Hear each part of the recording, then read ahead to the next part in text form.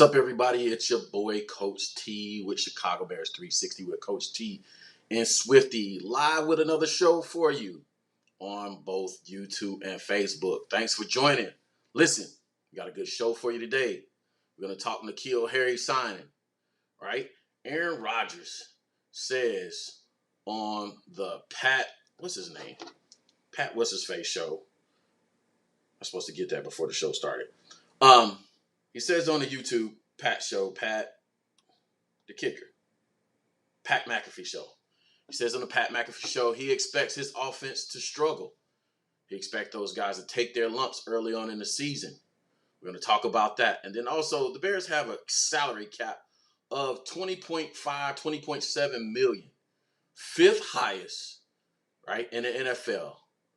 What are we going to do with that? Should we do something with that? We're going to talk about that and so much more on today's show. And also we have Coach T's playbook session. We're going to get into that in a little bit. But sit back, buckle up. Do me a favor. Run those likes up. Let's get the algorithm busting. If you haven't subscribed. Also hit that notification bell. Let's get this show buzzing. Let's get it popping. Here we go. Cue the intro, maestro. Contra.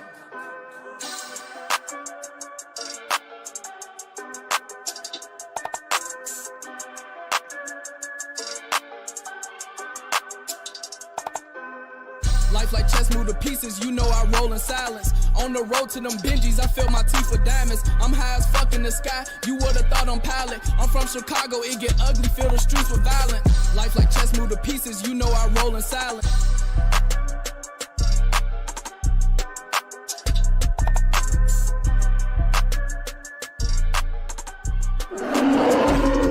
Past, present, future.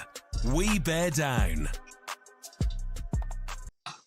That's what's up. It's your boy Coach T with Chicago Bears 360 with Coach T and Swifty back with another live video on this Sunday. Do me a favor. Like I said, like, subscribe, hit the notification bell. Our boy Swifty be joining us here in a second, hopefully, right? Real soon. But real fast as we jump into this thing, I want to give a shout out real fast. Y'all know how we do it. And I fixed the graphic, so stop giving me a hard time. Shout out to our field soldiers. Right? I think I got that right. Anyway, shout out to the field soldiers, man. If you want to be a part of field soldiers, do me a favor. Those are my subscribers. Subscribe to the channel, man. Over 2,000 of us are in the building. That number is only going to shoot up as the season gets kicked off. Let me slide to the left a bit. That number is only going to shoot up as we get the season kicked off. So if you want to be a part of field soldiers, do me a favor. Subscribe to the channel, and let's have some fun this season. Also, when we get into the season, we're going to slide the show back an hour to 12 p.m. Eastern Standard Time. What is that, 11 Central, to do a pregame, and then we'll do a quick post-game wrap-up show. I'll probably recommend some channel if you guys want to, go out there and, participate as they live call the games or something like that. I think my boys over at Windy City Breeze are going to do a live game call. So if you want to switch over there for the live game call, because I want to take the time to observe the game, I'm sorry. But anyway, let's get into this real fast. Your boy Aaron Rodgers on the Pat McAfee show says that he suspects and expects that, this Packers offense will struggle. They're going to take their lumps starting out early on in the season, right? They're going to take their lumps starting out early on the season. Will you guys, and I need to know from all of you guys out there, can we take advantage of that? Because that's one of the things I saw going into the season, right, with Devontae Adams being shipped off to Las Vegas, right? I thought that one of the advantages that we may have is the fact that Aaron basically has to start over with an entirely almost new wide receiving core. He has Sami Watkins. He has Christian, what's the new guy's name? Watson. So he got Sammy and he got the rookie, right?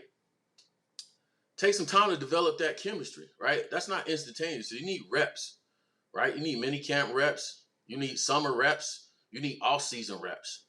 And Aaron's off touring off to Europe and stuff like that. So I'm not sure if he's having those workouts, having an opportunity to get those extra reps in with this new wide receiver core. Can the Bears steal one early on in the season versus the Green Bay Packers, right? And does this switch the Green Bay Packers offensive strategy early on, right? One, y'all have a new offensive coordinator. Your old offensive or passing game coordinator is now with us, Luke Getsy, right? So what's the Green Bay Packers find themselves in quite a conundrum, right? They have to figure out what their identity is going to be. Yeah, Aaron is there. He hasn't gone anywhere. Arguably one of the best armed talents, better quarterbacks in the NFL. I don't think anybody would debate that, right? But what happens now? What happens now? New wide receiver core, you have to establish that chemistry. It's not instantaneous. Sami Watkins is there. Sami has lost a step, if anybody's noticed, right? Sami ain't fast. I remember Sami coming out of Florida in high school, and his nickname was Fast Sami Watkins. I don't know that he's Fast Sami Watkins anymore. He's probably, not so fast Sami Watkins anymore. Can he still make plays? Probably dynamic. Is he a threat on the perimeter to get past you, to beat you deep on the 9 route? I don't know. Maybe. Christian Watkins? Christian? See, the Bears didn't draft him. I forgot the guy's name. Anyway, Christian has that speed, size, but he doesn't have the experience, right? Lots to prove for the Green Bay Packers coming into the season. What are their identity? I'm suspecting that they're probably going to lean heavily on their run game, which Matt LaFleur probably wants to do anyway in Green Bay, right? He wants to probably get away from featuring Aaron Rodgers so much in that offense because at some point, they probably need to start the transition plan to Jordan Love, right? And I don't know if anybody's seen the film footage out there, Jordan Love working out with Quincy Avery here in the Atlanta area, along with Justin Fields and a host of other quarterbacks. And I'm not going to, try and do a deep dive analysis of his skill set just off video clips. But if you watch the other quarterbacks that's working out with Quincy Avery, I would say that Jordan Love leaves a little bit to be desired, right? From his footwork perspective and what we saw of him so far. I don't think there's anybody out there that will honestly, objectively say that Jordan Love showed more than Justin Fields in what we've seen so far as live game action. I don't think anybody would say that, right? So give us the edge there. So Green Bay has a lot to prove. Then also Green Bay has a lot of new young pieces on defense. So the shoe in to making Green Bay, you know what I'm saying? Yeah, they'll come into the season as probably the division favorites to win the division. However, I wouldn't necessarily write that in stone, right? I wouldn't necessarily go ahead and basically crown them kings of the north at this juncture. When Aaron Rodgers expresses concern over the offense being able to come in the season and hit the ground running, that is a little bit cause for concern. So y'all let me know in the comments, what do you expect from this Green Bay offense, right? Can we steal one early on? Can we steal one early on versus Green Bay because they won't necessarily have that footing? Let me know in the comments. I'll answer those comments in the DM section of the show, right? Let me know what you're thinking as far as the Packers coming into the season. As, of course, our division rival. There's other teams in the division that we kind of pay attention to. But, you know what I'm saying, as far as rivalry is concerned, the most historic, oldest rivalry in the NFL of professional football is the Chicago Bears and Green Bay Packers.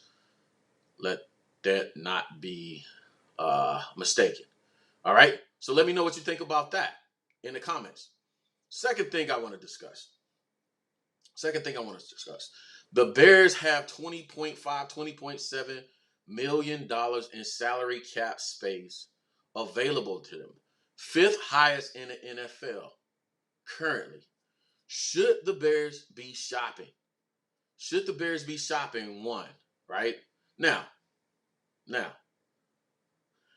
I will be realistic and I will take into consideration who we have as GM, and it's not to disparage Ryan Poles as GM of the Chicago Bears. I just know at this point he's established who he is as a GM and what his priorities are right now. He has established how he wants to build this team, right? And it's going to be evident by what we discuss next in terms of talking about the N'Keal Harry sign, right? He's established what kind of GM he wants to be, right? And if you haven't caught any of the previous shows of me discussing Ryan Poles' approach to building this team, it goes like this. Ryan Poles is the responsible parent. As far as he's the financial guru parent, right? In a marriage or in your parent, right? In a marriage, usually there's a spender, and then there's usually the person that handles the finances, and that person is a little bit more conservative. They're going to make sure the bills are paid on time, right? They're going to make sure you have an emergency fund set aside for rainy days. That person is going to make sure that you have insurance policies on everybody in the house. They're going to make sure you're financially sound and in pretty good shape financially. So when it comes time to either one, do what you want to do in life, take a vacation, splurge a little bit, etc., or life hits you with an emergency, unforeseen circumstance that you have the capability to go into that emergency fund and pull some money so you can survive. Also, to take this analogy even further, that person is going to have investment accounts set up. That's Ryan Poles. Ryan Poles is that guy. He's that guy. Can he be classified as cheap? Not yet. I wouldn't classify him as cheap. I would just classify him. I would label him as fiscally responsible, right? Considering what he had to clean up from the old regime, salary cap issues, prima donna players getting paid a lot of money, the whole quarterback debacle, and how we probably blew about 32, 35 million in signing quarterbacks that weren't the long-term solution. Cleaning all that crap up, right? So, do we think Ryan Poles should be a spender with this $20.5 million? 20.5, fifth highest salary cap left remaining in the NFL. Should Ryan Poles be a spender? Now, the caveat to that is, understand this, and it's going to be probably a good segue into the next discussion, right? And I'm hoping Swifty can join us because I really want him in on the live to discuss and talk about the signing of N'Keal. Is it N'Keal or N'Keal? Right? That's always gonna mess me up. It's gonna talk about the Harry signing, right? So what the expectation will be if you're pro Ryan Poles getting out there and shopping. Here's what your expectation realistically should be. Your expectation should be that he's gonna get a guy that's gonna be probably a 1-year deal that's going to have value. The contract has to have value. Basically, it'll be the type of signing where it's a win-win for the Bears. 1-year deal, high potential, minimum risk, high reward, right? So 1-year deal, minimum risk, high reward. Player will have potential probably through the roof. May have proven it at other teams, with other teams or other organizations, other franchises. Also, the player may have, proven it with other teams, but he's also either has proven it or he hasn't proven it, but has the upside. And a case in point, like with N'Keal, hopefully I got that right, N'Keal Harry, that signing, former first round draft pick, signed by probably one of the better GMs in the NFL over the past 2 decades, Bill Belichick, right? First round pick, high upside for a seventh rounder, for a 7th round pick. Now, before we get into the details of N'Keal Harry's abilities and play on the field and who he was in college and who he is now and who he could potentially be with the Bears, this kind of fits the mold for Ryan Poles and who he is. I hope I haven't said Ryan Pace recently. This kind of fits the mold for Ryan Poles and who he is as a GM. Former first round pick for a 7th rounder. Player with tremendous upside and potential, right? High reward, low risk. Now, I'll shift into saying how I feel about the signing itself, right? N'Keal Harry, I already gave you, kind of the specifics, the specs on the signing. Here's the deal, man. Another kind of description of Ryan Poles, he fits the mold, right? Yeah, it fits the mold for what this franchise is doing. Here's another guy that 6'4"-ish, 220-ish. We don't have anybody on the roster like him. So what this team seems to be doing is the Bill Belichick thing, right? We're signing guys low risk, high reward.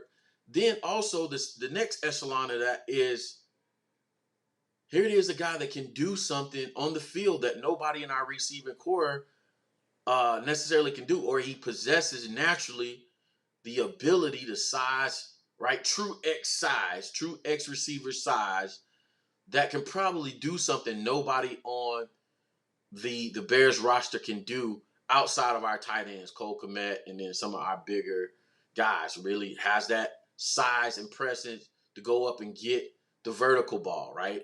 Maybe can't stretch you horizontally with his speed, right? But the combination of size and speed, the 50-50 balls, an X receiver over the middles, not so much. I wouldn't necessarily use an X receiver like that, right? But if he had to go over the middle, has the size to take the beating, blah, blah, blah, blah, blah. You know what I'm saying? But still, 50-50 ball, jump ball, fades in the red zone. Yeah. New Chicago Bears sign low contract, less expensive players that come in and can do specific jobs. Think about this. Think about all the guys we signed this offseason, whether it be our nickel cornerback, whether it be Dane Crushak, whether it be the nickel cornerback from the Ravens, whether it be our defensive lineman, right? There's no, again, with the same thing that the system will be the stars, right? All the while establishing a culture whereby Justin Fields is the loudest voice in the locker room. Justin Fields' presence in the locker room. He's the undisputed, unchallenged leader of this team going forward. Nobody has a louder voice, a bigger presence in that locker room currently than Justin Fields, right? Reestablishing the culture. A culture of hungry players on prove-it deals that got to come in and they got to work. They got to prove it. N'Keal Harry has basically, this is it. Bill Belichick basically gave up on you, bro.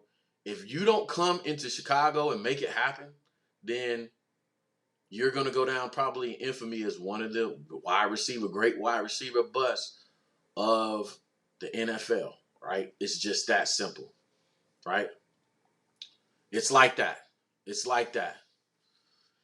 just that simple. So y'all let me know what you think in the comment section about the N'Keal Harry. Hopefully I said that right. N'Keal Harry signing.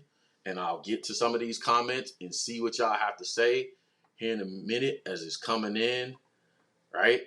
And we'll respond to whatever we can. So let's jump into It goes down in the DM. It go down in the DM. It go down. All right, just that fast. We got to jump in there and get out of there, because we all know the deal. We don't want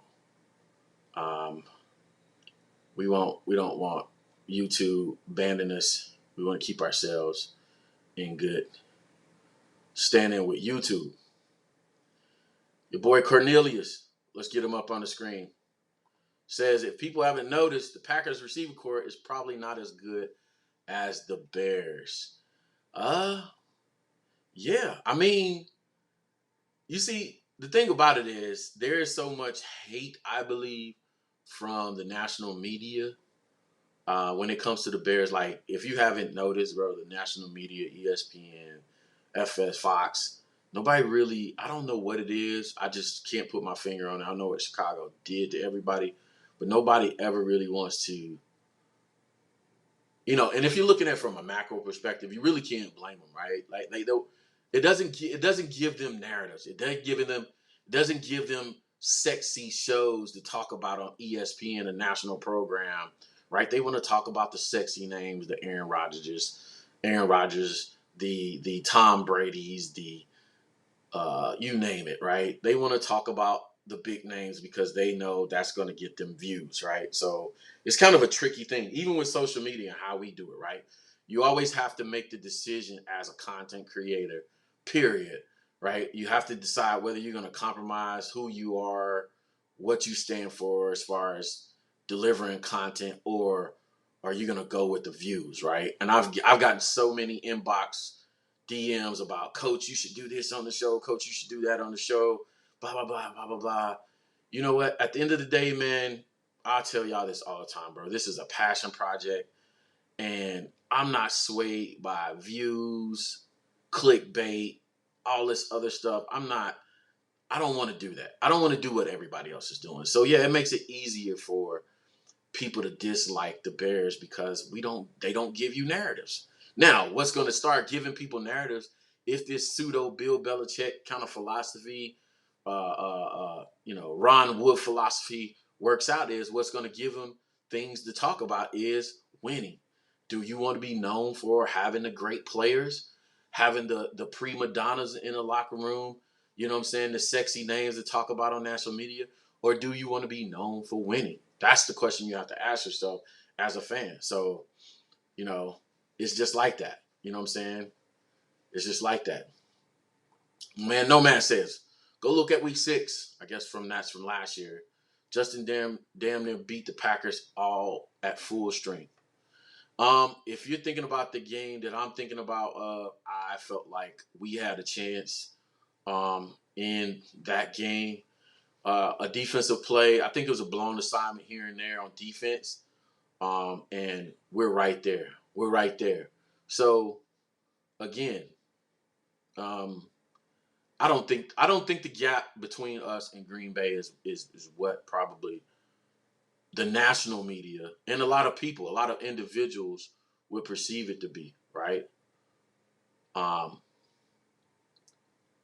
It's like that. Kane Stewart says Jags has the highest paid receiver. Jags' highest paid receiver hasn't had a better season than Mooney. Amazing.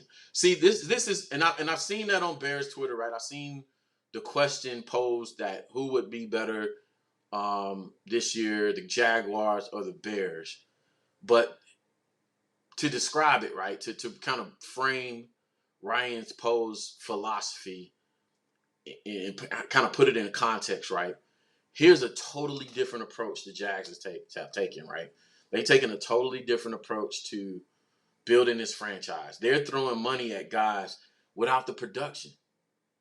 They're throwing money at guys without the production versus going out on the street and finding a guy with a similar skill set that probably could give them the same production, same value, and not tie your hands or strap you as far as calorie is concerned. So I have no comeback, I have no pushback on what you said right there. Nomad also said, and I agree with him, the Packers are right for the picking.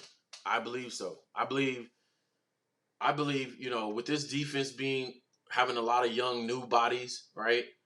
And this wide receiver core, if the Packers don't come in and run the ball and they're not successful at it, and we put pressure on not so much Aaron Rodgers to throw the ball, but we put pressure on these receivers, this receiving core, to probably do something that they're not great at this moment, right? Make big plays at big times. You're talking about 2 minute drill, end of halves, end of games, right? With the pressures on, then I feel like we can pick them off. I think we can pick them off. My man Jake says, I think it comes down to right person, right time if they're going to be shopping for players with the way Poles is. Jake is speaking of Ryan Poles using that $20.5 million, $20.7 million in salary cap. I think it comes down to right person, right time, right? So the question I didn't ask when I was discussing the salary cap is this. What position? I have the feeling I know what guys or positions. What position or positions, plural, do y'all think we should go after, right? What positions do y'all think we should go after if we indeed take advantage of that 20.7 million in salary cap? What position y'all think we should go after in signing somebody, right?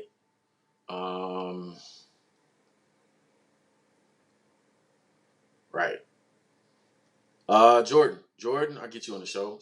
Jordan says that move gave us 6 solid potential guys at wideout. I like Sharp too. I don't know who that is. Yeah, I think that we got 6 guys. We got guys. I'm gonna say 6 guys. We have guys that can come in and fulfill different roles, right? Given that your wide receiver, your offensive coordinator knows how to move his personnel groups in and out of the game, right? With efficiency. All this stuff needs to be proven. All this stuff has to be shown because your personnel groups that you have in the game that take advantage of certain skill sets, like Nikhil and Byron are 2 of the highest rated blocking wide receivers in the NFL. I think PFF put that out. I'm not a big PFF person, but I'll go ahead and use the metric, for the case of backing up the statement I'm about to make. Right, two of the best blocking wide receivers in the NFL. Okay, so if we're going to be a run dominant, run heavy team, why not? Right, but Luke has to prove that he can get his personnel groups in and out of the game with efficiency, right? And take advantage of their ability to block. The other thing that Luke needs to be concerned about is also being able to disguise and not give away signals or signs of when he's going to run or pass, right? Based off of those personnel groups. And I'll give you an example. As an offensive play caller, one of the rules of being an offensive coordinator is you want everything to look the same, but have 1,000 different outcomes, right? To keep defenses on their heels. So you can't just throw Nikhil out there and Byron out there when you want to run the ball and have them block, or if you want to run quick hitches or quick screens or something like that and have them out there to block. You have to have plays that's designed for them to catch the ball in passing situations to take advantage of their skill set. So, real fast, we got my boy Swifty in the building. Swifty, say something, man. Make sure we got this. Yo, what up? That's what's up, man. So, Swift, I'm going to bring you on real fast. We're talking about N'Keal Harry. Am I saying that right? Yeah, you are now, N'Keal Harry. Yeah, when I first came in, yeah, you were saying Keneal, but somebody corrected it like right when I got here, so I was like, it's good. N'Keal Harry signing, man. Swift, I know you got the research on. I know you've been to break down a little bit. Let me know. What's your thoughts, man, while I'm sifting through a few more of these comments? On N'Keal? Yeah.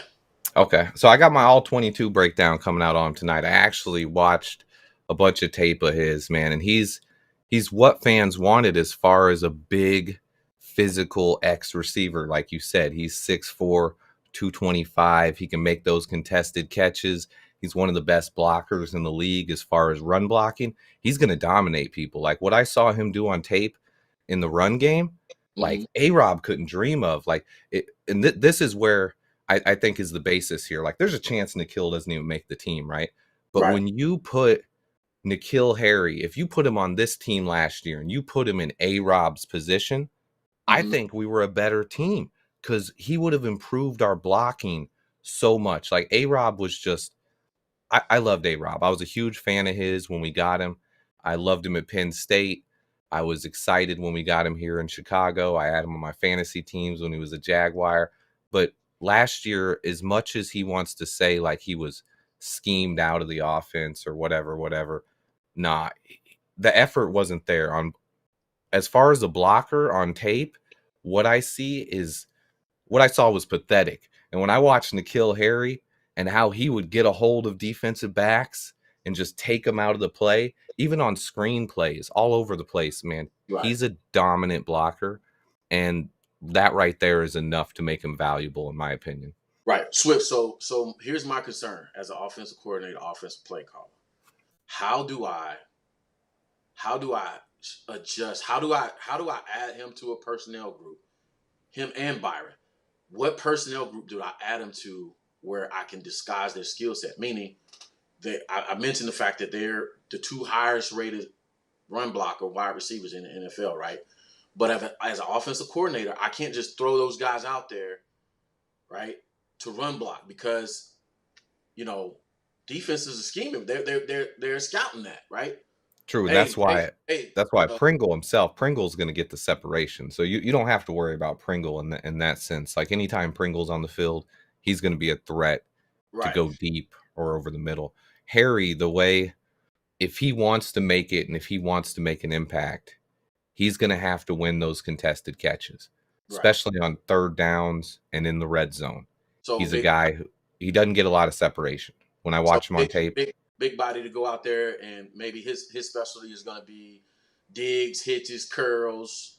You know what I'm saying? Maybe some stuff across the middle, stuff like that. But you can't be out there just to block. You have to be in a position to make plays, and you have to do it in a way that's not going to give away what you're doing. Like, hey, N'Keal's out the game.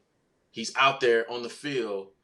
The defense can assume we're running the ball. Now they start sliding safeties up in the box, right? If you can't make them pay when they do that, right? It's like passing gas in the wind, like you defeat your own. So the other part of that is this, right? So let's say we in some kind of spread formation, right? We're in spread formation. What's the best lineup to take advantage of both? So you say, hey, I want to be able to run out of this. This is how offensive play callers think. This is how we think. I want to be able to take advantage of his ability to block, but also I have to be able to do everything. I have to be able to run the ball. I have to be able to throw the ball. So say if I'm in some kind of spread formation, I got Byron out there. I got N'Keal out there. Who else is on the field? Mooney's always on the field. Mooney's got to be on the field. Mooney's he can block as well. He's not as dominant or as physical as Byron Pringle or N'Keal Harry, but Mooney's a guy who always gives really good effort in the run game. And sometimes that's all you need to do. You just have to get your body in front of a guy. Right. So I'm saying all of it now. Now I know Mooney can block, right? Mm-hmm. But I'm saying I still want to scare the defensive coordinator. So if we're going with three wide receivers, if we're going three, I think it's going to be a rotation. Like Mooney's going to be out there most of the time. I'd say Mooney's probably going to be on the field 80 to 90% of the time. And then as far as when we got three, it's going to be a combination of, there's going to be a lot of Pringle and Velus Jones. Right. And then I think he's going to give other guys a chance. I think there's going to be one more wide receiver that's going to work in, and we're going to have a 4-man rotation basically that play every week. And that fourth guy right now, I think in mini camps anyway, it was Equanimous St. Brown. Right. He's the guy they had in there. So to me, that showed me they wanted a bigger body guy, a guy who could be a red zone target. And N'Keal Harry fits that as well. He fits perfectly right in there. You can slot him in with, because you got Byron Pringle, who can play the X on sometimes. He can go into the slot as well. Pringle can pretty much move all over. He's big enough and fast enough that you can move him around. Whereas Harry, you're not going to play him in the slot a lot, although you can bring him in as a big slot guy for Velus Jones, but he's going to be that boundary guy out there. Yeah. You're going to have him out there as the X wide receiver, and he's going to be one-on-one with press cornerbacks. So I would say as a as a either you're going to come in and win. I doubt it, but I'm not opposed to anything. I'm not closed-minded to anything. But you come in and be a competition at the X position as the other big, but not so fast as Pringle wide receiver. So you're probably going to be the backup guy, right, to Pringle's skill set and ability, right? But again, my concern is always, hey, Nikhil's in the game. What can I expect from him? And what do I lose? I gain the blocking, but do I lose the downfield threat? So now I got him at X, Mooney at Z, and now defensive coordinator say, okay, we're not worried about Nikhil. Let's rotate that single high safety over towards Mooney and drop a safety down. That's why if you have a slot guy out there, you would probably put him on the same side as Nikhil. Yeah. So, and that would be Velus Jones or Byron Pringle. And both of those guys can beat you deep. No, but I agree with you. I hope the audience was able to visualize what you just said. You know what I'm saying? I hope maybe we'll pull up the screen and playbook and we'll show them. That was a great take right there. Now it becomes a problem. What you said. Because basically what coach goes to it all the time is if the team's going to play single high safety on you, you got to be able to beat them on both sides of the field deep. And that's why you would have Mooney on one side. Mooney's always going to be a threat to take you deep. He's a speed burner. And then if you put Velus Jones Jr. or Byron Pringle on that left side with N'Keal Harry, you also have that speed threat on the left side. And I would say one thing about Harry, I didn't see him get super deep a lot. He's not a guy that's going to burn you deep, but he does his 4.5 speed. It's hard on tape. I think he's one of those guys. He doesn't have the insane burst, right. So he's not just going to break away.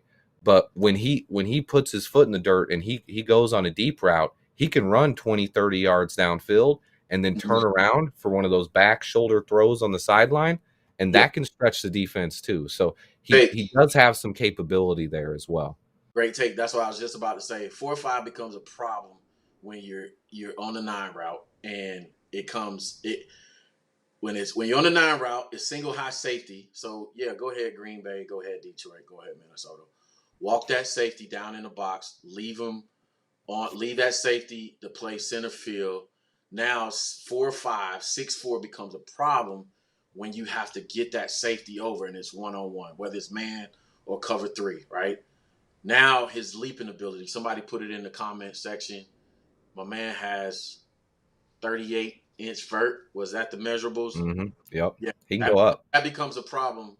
That becomes a problem then, right? And I'm not here to, promote N'Keal Harry as the next Randy Moss or nothing like that. He's the guy we got.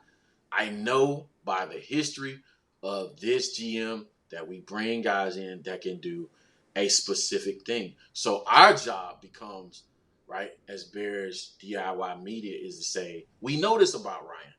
So we say, what is the one thing we brought him in to do? Be a big body, hitches, digs, right? Block. Also, give us a vertical, not vertical, but a vertical off the ground jump ball threat, maybe middle of the field in the red zone. That's what I think he was out there to do. I want to get to some more of these comments and get. Well, you've said it real quick. You've said it before many a times. Is you bring guys in, and it's not what they can't do; it's what they can do. And when you look at what N'Keal Harry can do, it's something that none of the wide receivers we have that are going to be out there every week can do. Like Pringle maybe can do some of the things that Harry does, but he's a different type of receiver, 100%. He's more of an Allen Robinson type, a David Bell type, one of those guys who's he's not gonna get a lot of separation, but he's gonna make those tough catches for you, those third down catches, those end zone catches, and if he can make the roster and make an impact, I think he'd be a good player for us. I like the coupling of A-Rob and David Bell, by the way. Anybody that's followed me any significant amount of time, y'all know how I feel about both of those guys. Not personally, it's just they're the same player to me, so just farting in the wind. It is what it is, right? Great. I got a question right here from Vincent Bernal. I don't want to mispronounce your name. Will Harry have at disadvantage for a starting spot as he is now with us after all the OTAs? Woo, good question. To me, I don't think so. I think a lot of that was getting the rookies kind of just getting their feet under themselves and getting. I mean, the other players have had a few weeks with the system, but they'll catch Nikhil up really quick. And what really matters is training camp in the preseason. He hasn't missed any of that yet. He has a good couple of weeks to catch up to the system here. Getsy's going to get with him and tell him what he needs to be focusing on and what he wants. And Nikhil's going to get that worked out before training camp. And when we do get to camp, I think they're going to see they're going to want to see what they have from this kid, because he is a former first round pick. And he is a guy who had a lot of talent in college, and he was misused in New England. I heard a lot of people, man, they think just because the Patriots won Super Bowls that they don't make any mistakes. Yeah. I heard a lot. They think that, man. Even some of his highlight plays, man, I'm like, why is he in that position?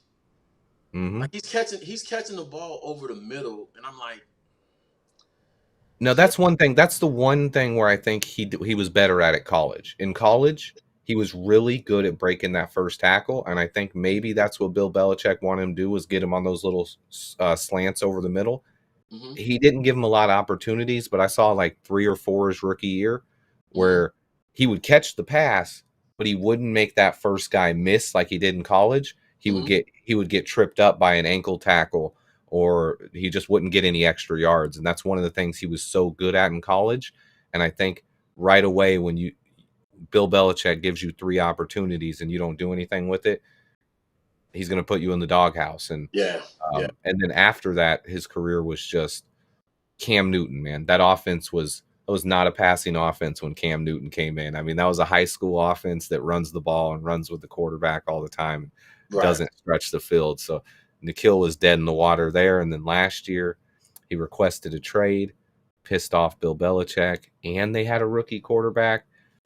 The guy has a lot of talent. He just needs some opportunity. Yeah, and then I don't want to underestimate the cultural challenges that people can actually have to deal with when they go to New England, right? New England, if you watch the pivot, if you watch any of the interviews or any player that played in New England, they'll tell you, man, like you're almost not allowed to have a personality in New England, right? You gotta be. It's the Patriot way.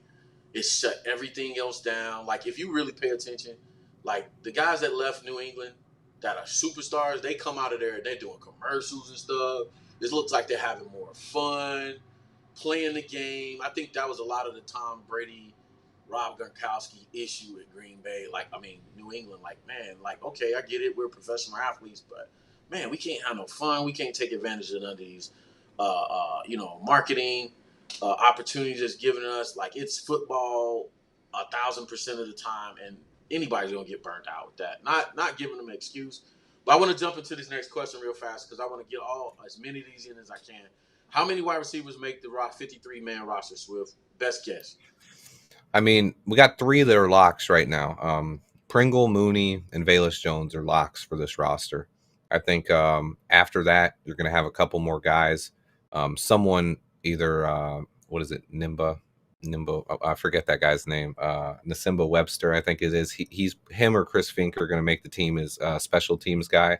And then we're probably going to have 2 more of those guys out of N'Keal Harry. Dante Pettis would be my 2 favorites right now. But then you also have Equanimous St. Brown, Tajay Sharp, Daz Newsome, David Moore. So there's some guys in there that are all battling for those spots. I think we go into camp with 6 wide, or I think we go with 6 wide receivers. Gotcha. I asked earlier, right? Other $20.5 million that we have in salary cap. What position do we go after, or positions? You mean for this year? Yeah, like if we had to do it, if Ryan had to do it, what position? I know it's going to be a 1-year deal, super value out of it. Probably going to be a lopsided deal where it's all upside potential for us and low risk, high reward, 1-year deal. What position is it? If we go out after one or 2 guys, what position is it? I'd probably say offensive tackle would have to be a chance, or offensive guard. One of those 2, bringing in a veteran. Yeah. If they get to camp and determine hey, these guys, they're not cutting it with their pads on. Braxton Jones is getting bullied a little bit now. That's definitely a possibility. And the other one for me would be defensive tackle. Nomad saying it now. I actually talked a little bit about it in my video this morning. It's one of the few things I didn't like that Ryan Poles did is if you're going to go after Larry Ogunjobi like he did Right. and initially throw all that money at him, you can't then let him sign a 1-year, $8 million deal in Pittsburgh. Even though we got Justin Jones, throw an extra. We could have spent 10 to 12 million for 1 year and brought in Ogunjobi. I would have liked that move. Our defensive line would look a lot better right now. Maybe you don't want to commit that for 1 year. I get it, but that's another spot on the roster that I think is a little thin right now is defensive tackle. Right. I agree with you. I feel like number one, it's offensive tackle or guard. The second one is a defensive rotational guy, like a defensive, whether it's a 3 technique or nose or another pass rusher. I feel like this Tampa 2 defense we're going to be playing, it's going to be pass rush by committee, keeping guys fresh and throwing a lot of bodies at passing offenses, especially if to defeat our rivals, Green Bay. Now, here's the thing that I think the Bears need to be concerned with, right? We can't get so focused on throwing bodies at the pass rush that we forget that the basis of this defense playing a good defense. By the way, I was supposed to have one of my best friends in the world. I only have 3 of those guys in the whole world on the show today, my boy Ike Enigbo, who played defensive back, defense cornerback, and safety at Nebraska and also Valparaiso University. To talk defense, right? Because we talk about a lot of offense on the show. Ike's going to be on the show to talk defense with us soon. But one of the things I wanted to get with is you break down this Tampa 2 defense by running the ball on it, right? And this is I hope coaching staff is seeing this, right? Because Aaron has a young wide receiver core.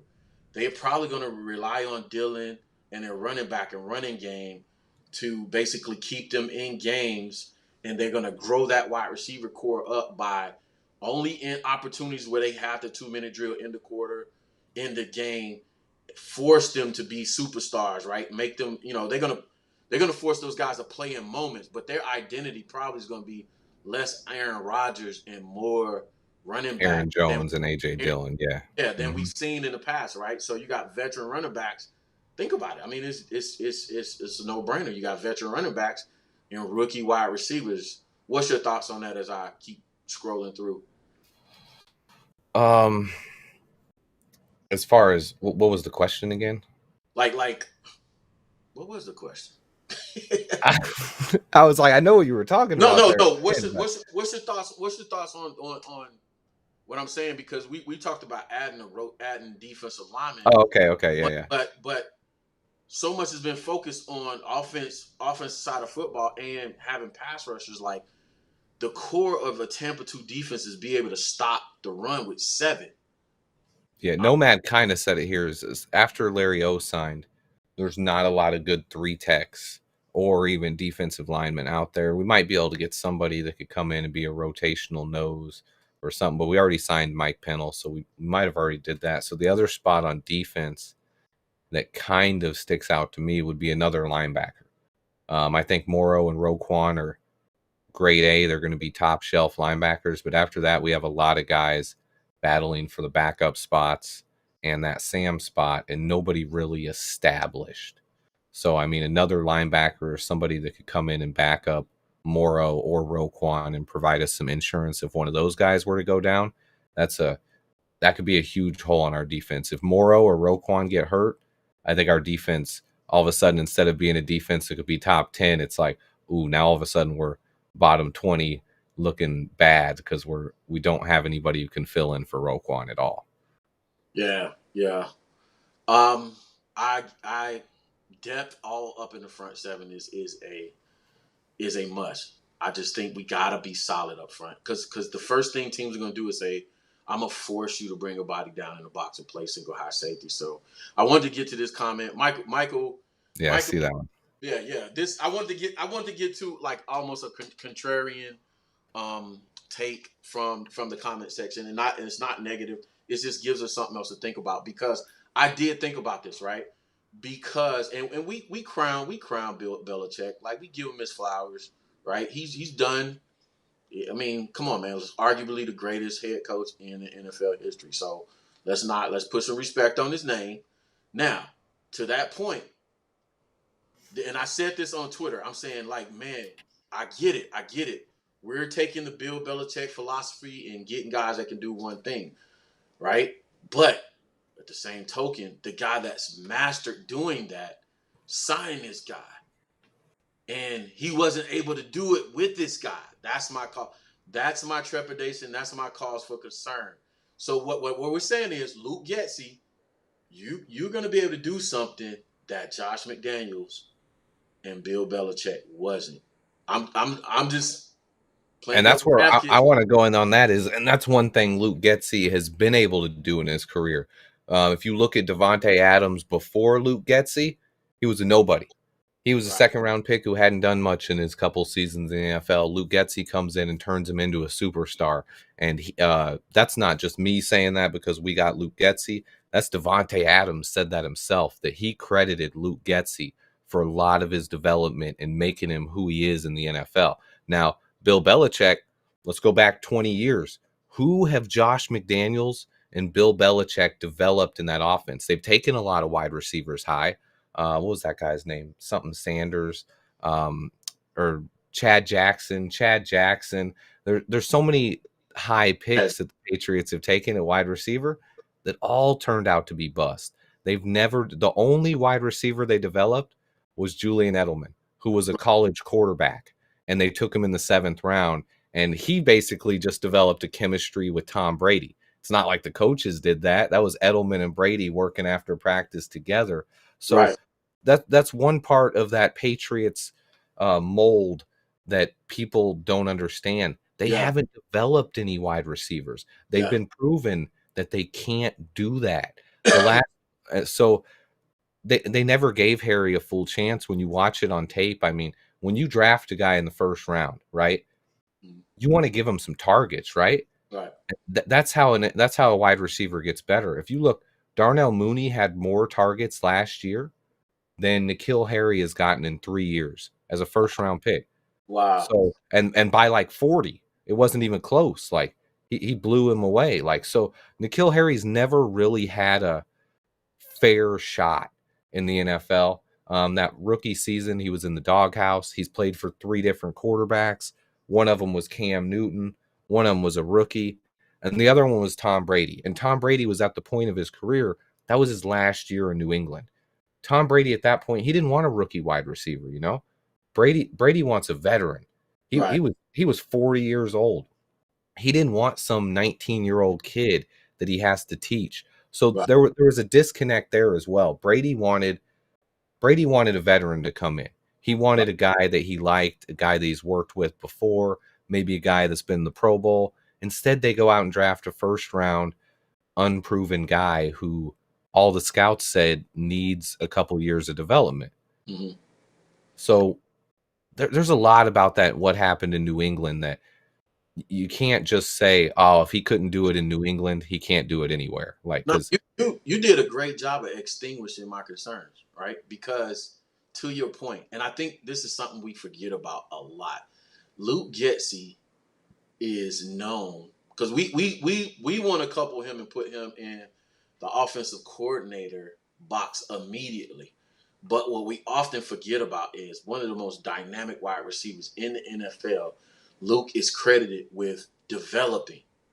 And developing speaks to your ability to teach. And that's exactly what I was specifically targeting when I made that comment. I said, listen, we're asking this guy to come in, or asking this coaching staff to be better at developing a wide receiver, where he's come from the franchise that mastered this, you know, one guy, one great thing concept.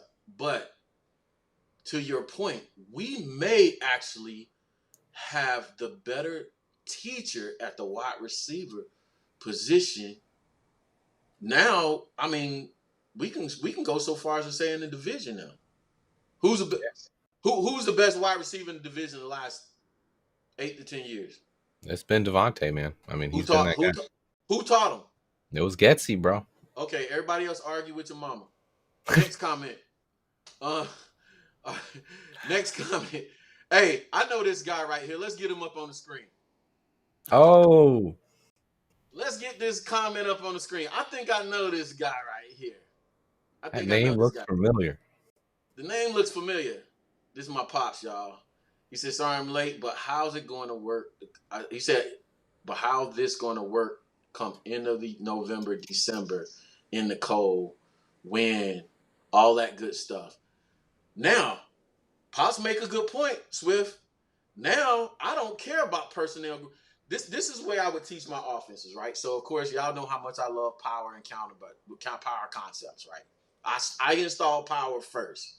That's what I'm doing. You hired me, I'm going to install. We're going to run power. We're going to run counter. You have to teach your football team in establishing your identity this. It comes a point in the season, a game, right? A quarter, a series, where it doesn't matter what I call. It doesn't matter. I can't. There's gonna come times when I call in a game, a season, whatever the breakdown of it is, right?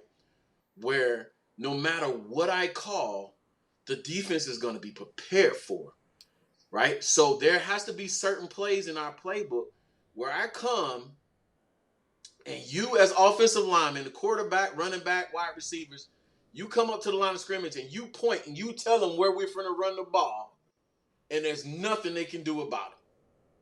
There's nothing they can do about it. And my dad brings up a great point right here. After Halloween in Chicago, after November 1st, November, December, January in Chicago, I think one of the things Nagy failed to do is understand the fact that, look, bro, after that weather turns on Soldier Field and, you know, the weatherman says it's 20, but you actually get out to Soldier Field, and I've been there, and it feels like negative 20, it doesn't matter. It's time out for all the cuteness. You know what I'm saying? Time out trying to be fancy and pretty and stuff. Put N'Keal Harry out there, put Byron Pringle out there, and point to where we're going to run the ball and just cram it up their throat. Like real talk. So so to my dad's point, we have the personnel to do that. Yep. And that's one thing I saw N'Keal Harry block edge rushers a couple times. They would do that with him, and that they used him as a blocker more than they did as a wide receiver. And they actually wanted him to move to tight end, and he didn't want to do it. Now, I imagine Flus he's had everybody drop weight. So Right. I imagine he's going to have Harry drop 10 to 15 pounds, and he's going to be a little bit quicker. And we might see a little bit more of that speed that he had in college come back. Right. So that's something that I'm excited about too. Yeah. Everybody's going on the scale when they come to the team now. That's going to be a staple of our franchise. We're going to run real fast. I want to segue and shift gears and go into Coach T's playbook. What I decided to do with the playbook for going forward is I'm going to teach one concept. I'm going to teach one thing, and then I'm going to actually split that concept out into a separate video during the week and re-release that concept. I'll keep it embedded in the larger video, but I'm going to split that out and release it midweek as a separate segment video. So let's jump into Coach T's playbook real fast. Brought to you by nobody because I don't have any sponsors yet. Hey, I'm out here with the comedy show today. Brought to you by nobody. All right, let's get you back up on the screen, Swill. I got to do some adjusting here. This is what happens when you run a one-man show, but let's get to it. It's all good. Somebody also suggested this, Swift. They also suggested that I go to just one screen when I do the playbook so we can see it better. But y'all let me know if y'all can see this in the comments. So this is Coach P's. Oh, like a big screen of the playbook? Yeah, just one. You got that? One look. I can go one look with the playbook like this right here. We're just gonna be off screen right here real fast. So we can go like this. So here it is. A little easier to see, yeah. Here we go. We're gonna teach this one segment, and we're gonna get us back on. We're gonna get us back on the screen, right? So ignore the type chart right here. This is me just showing zone read. I want to focus today on defense. So I want to focus on defense. I want to make you guys a smarter watcher of football throughout the season, right? So here's my one concept I'm teaching today about defense and reading coverages and knowing what you're seeing during the game, right? So what we have is defensively, we have a base 3-4 look, right? We have a base 3-4 look, 3 down linemen, 4 linebackers, right? These are going to give you outside linebackers. They're going to be closer to the line of scrimmage, blah, blah, blah. But I want to focus on the defensive backfield and how you read coverages, right? So I want you to pay attention to both the safety, free and strong safety as you're watching the game this season. I want you to notice this stuff, right? So how do you read basic coverages, right? It's use the acronym, and I can't draw it on the screen, so you're going to have to take notes, or somebody type this in the chat. It's going to be S as in Sam, D as in dog, and L Larry. That's the acronym. That's your acronym you want to remember. SDL. SDL. S stands for safeties. That's the safety count. Count the number of safeties, right? Too high safety, right? That's going to be your first clue. Your first clue going to be the number of safety. D stands for depth. Depth. That's going to be your cornerback depth, right? How far off the line of scrimmage your cornerbacks are. Are they pressed up on the wide receivers, right? Or are they deep? Are they, backed off the wide receiver in depth? And the last thing, the L, y'all type that in the comments. S stands for safeties. D stands for depth, cornerback depth. And the last part is leverage. Leverage is, are they paying to the outside of the wide receiver or inside of the wide receiver? Where are they trying to influence this wide receiver to run? If they're trying to influence him to run to the outside, they're using the sideline as an extra defender. If they're playing outside and they're trying to influence the wide receiver to run back inside, then they're suspecting they're going to have safety help over the inside, right? Right? So safety, SDL, right? Safety, depth, leverage. Now, how do you play that? The number of safeties, too high safeties, right, is going to give me some kind of even number coverage. Not cover 2 or cover 2 or cover 4. Now, the next thing I go to is my depth.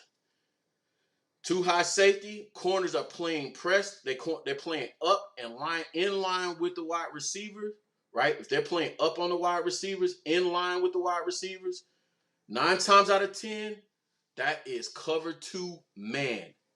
Cover 2 man, right? Because they know they got to stick with this guy, whether he goes outside, inside, whatever, right? They know they have safety help over the top. 9 times out of 10, if they're gonna provide leverage anyway, any direction, they're probably going to influence them to go outside because they have the sideline as an extra defender, right? So usually if they're playing up and press, it's playing, like 5 to 7 yards off, somewhere in that vicinity. Cover 2 man. If their leverage, if their depth is a little bit off and their leverage is outside, meaning they're influencing this guy to go inside them, probably cover 2 zone, right? Cover 2 zone. It's a simple concept. Now, let's go with odd number coverages, right? Single high safety. We're going to move a safety down in the box. Go with the free over the top. Single high safety, or they're playing with this man. Usually, you're going to see during the games, this is the guy they like to play with, right? They like to shadow him in. He's going to move around and try to get the quarterback's eyes like all messed up. You saw that a lot last year with Justin being a rookie. They would play with this free safety. If you watch the Pittsburgh game, they did it a lot.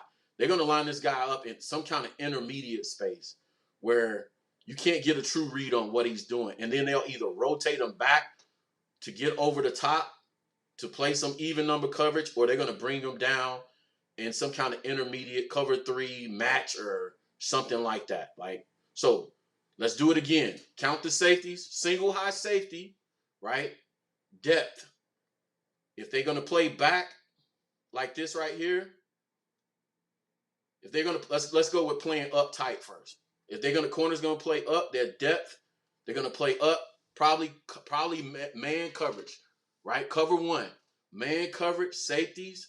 The depth is pressed up, right? All right, now let's move them off. If we play off, now it's going to be cover 3. Now, man coverage is man coverage, and they're pressed up. They got to follow that guy all over the field. But if they're playing off and single high safety, 9 times out of 10, it's going to be cover 3. What is cover 3? Cover 3 is the field is divided in thirds. I'm going to show y'all a straight line. I'm going to divide the field in thirds. Boom. I'm screwing this up. Let's delete that. I want to get in and out of here. Let's divide the field in thirds. All I got to do is draw 2 lines, Swifty. Gee whiz. What am I doing? All right, here we go. 2 lines. It's going to divide the field in thirds so y'all can see who has what.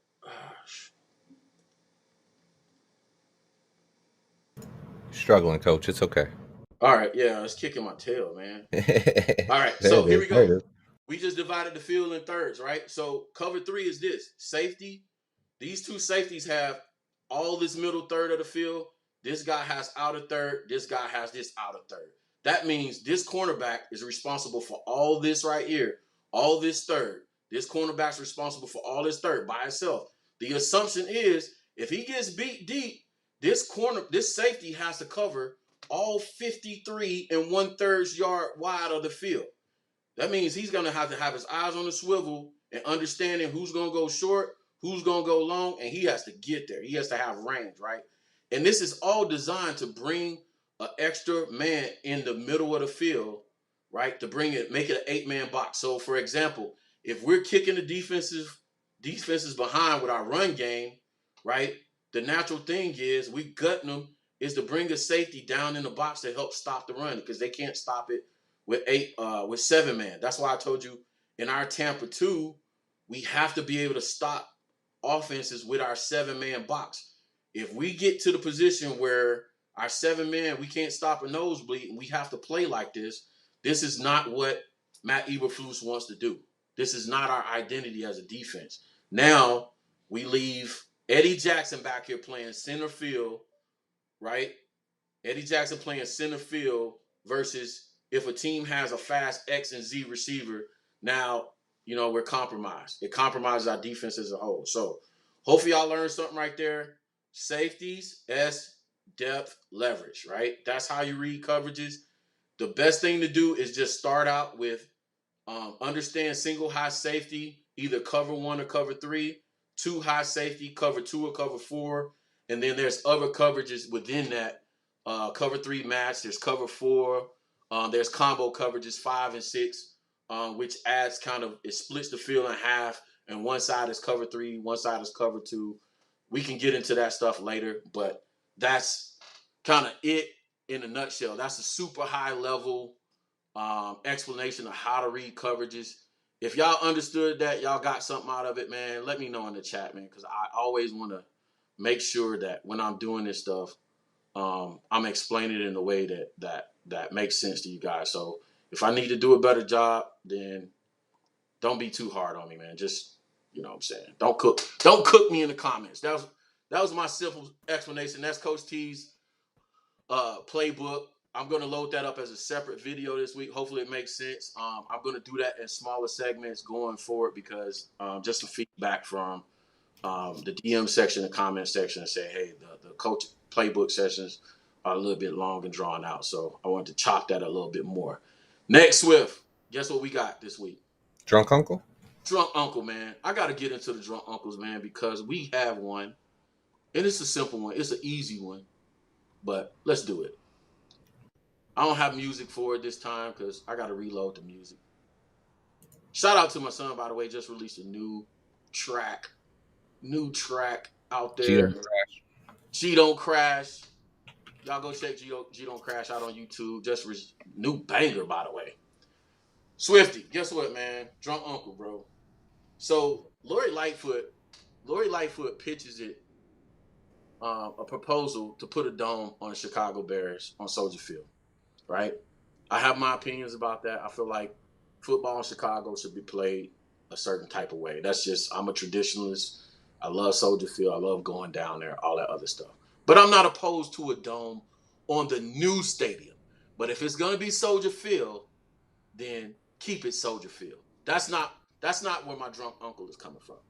My drunk uncle is coming from whoever did the rendering for this proposed dome on Soldier Field added a caption. Get this, Swifty. They added a caption or a picture that showed Justin Fields getting sacked. Well, that's the whole thing. Is one, it was just a mock-up. Two, it wasn't even a real proposal. What they're doing right now is the Bears are trying to move to Arlington, right? Right. They're in the works of that. What this was a ploy to try to get attention off that. They were trying to get the attention back on Soldier Field. It wasn't even an actual proposal, and the Bears didn't even listen to it. So, I mean, it's just something they put out there to try to get attention, honestly. Like, the Bears I commented on, like, nah, we're not listening to any renovation proposals for Soldier Field right now. That's not. I get it. I get all that. If you're gonna try and chase clout, if you're gonna make any kind of pitch at it, if you're gonna take a swing at it, right? Whoever's doing the rendering, right? You gotta be. It's called situational awareness, is what we called it in the military, right? You have to understand the Bears haven't had a franchise quarterback forever. We finally get a franchise quarterback. All the city's in love with Justin Fields, right? We got very few, you know what I'm saying, naysayers when it comes to Justin. Everybody's on the Justin's train. So instantaneously, Justin's beloved. And you do this rendering, this attempt at swinging at the dome, and you show, I think it was captured from the Cleveland game, where Justin is basically getting buried 9 times a game, getting sacked, and this is your best tweet. This is your best attempt at getting the interest of the Bears brass. So you know what you get for the week, buddy? You get whoever you are, and I'll go ahead and throw Auntie Lori in there too. You can take one too for the team. You get that drunk uncle. I need you to hold that. I need you to own that. I need you to put it on your shelf in your trophy room, because that's a real live reward. You get the Drunk Uncle of the Week award. Swift, what else you got for him, man? As far as what are we going with the Drunk Uncle? Yeah, man. Anything, because we get ready to. Yeah, it's just a bad take overall, man. I mean, the Bears aren't considering it, so it's just funny that they would put something like that out there. I think the move to Arlington is all but. It's pretty much in the books right now. I think that's something that's going to happen. I think we'll get a new stadium. I do kind of hope that new stadium has a dome, though, or at least a retractable roof. Yeah, it'd be nice. We could put the dome. We could cover it up sometimes.